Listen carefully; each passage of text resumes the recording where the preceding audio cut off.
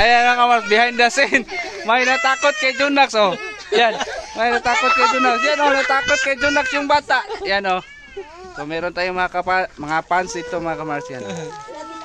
Mga kapitbahay namin. Yan, shout out. Yan.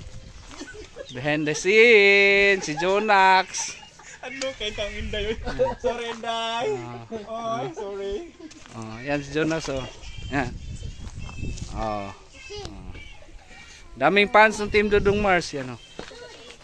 Hi guys! Oh, hi guys. Ay, so ang panghuli ay si Jonas! Hi Jonas! Kumusta ka na Jonas? Oy, so grabe. Kasi sa kanilang lahat, sa totoo lang, si Jonas ang hindi ko makakalimutan sa kanilang lahat. Kasi grabe, alala ko talaga Jonas. Dito mo ako dinala sa kahoy na to. Grabe ko talaga. Pinaka the best kasi dito sa taas ng kahoy dinala ako.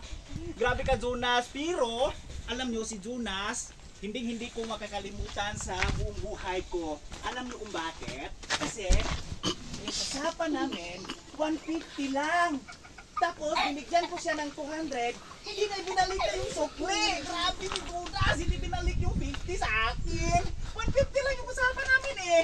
So, Jonas, babalik ka na dito, dong. Ibigay mo na yung sukli sa akin. Ah!